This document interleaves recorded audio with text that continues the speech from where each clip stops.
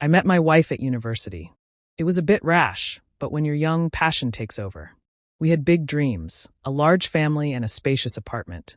The only problem was, I didn't have enough money for any of it, and my salary wasn't enough to make it happen.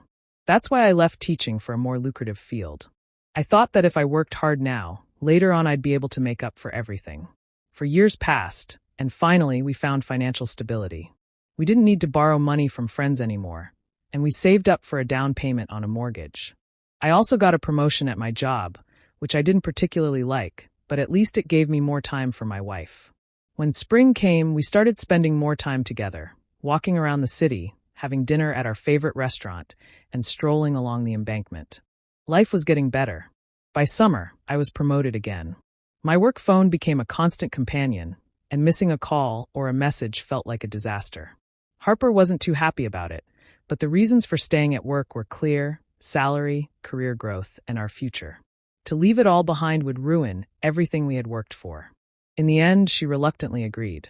Our romantic evenings often ended with gifts, a gold ring or a pendant, which seemed to suit us both.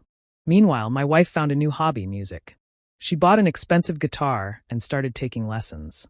I just smiled, thinking, at least she's busy with something. They say it's important to let someone enjoy their hobbies. By the end of the summer, we planned to celebrate our wedding anniversary together. A luxurious hotel room with stunning views, a chic restaurant, and live music. Everything sounded perfect. The evening went well: good wine, delicious food, and music. A young musician performed classic hits on the guitar. Suddenly, Harper's face turned pale. She urgently suggested we go upstairs or leave. At that moment, my work phone rang, and I walked away to answer it, trying to shield the conversation from the music. As soon as I stepped outside, the performance ended, and the musician came over to our table. He greeted my wife loudly and caught my attention immediately. When he got closer, he hugged her too closely for my liking. From where I was standing, it even looked like he kissed her on the cheek. My stomach tightened. I rushed back, interrupting my call. "I'm so glad you came today," the musician said, sitting down at the table and casually brushing a lock of Harper's hair from her face. Something was wrong, and I didn't want to jump to conclusions, but it didn't look good. "Logan," the guy introduced himself, extending his hand to me. I shook it, almost on autopilot. "Harper has told me a lot about you," he said. "You're a very generous person, and you have a great apartment."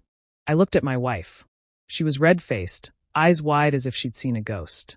"What's happening?" I muttered, trying to make sense of it all. Logan continued, "You have a great place. It's cool that you let your sister stay with you." I froze, confused. "What are you talking about?" "Oh, Harper and I are very grateful that you let us stay at your apartment," he continued, not noticing how the tension was building. "I understand we're pulling your rent a little bit, but we promise it'll be over soon." Harper started to cry, and I was left in shock. I couldn't comprehend what was happening. The absurdity of it all began to sink in. "Are you sleeping with my wife?" I asked, not quite believing the words coming out of my mouth. No, he said, his voice insincere, like he was explaining something simple. "I'm dating your sister." He tried to hug Harper again, but she pushed him away, her face filled with disgust. "You're an idiot," she muttered. I closed my eyes, took a deep breath, and counted to 10, trying to calm myself, but it didn't help. Anger boiled inside me.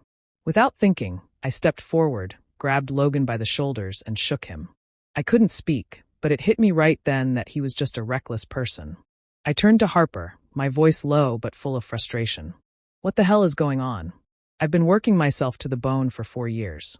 Is that not enough?" Harper's response was like a punch to the gut. "You don't have to go home. I'll take your things to your parents." I didn't say another word.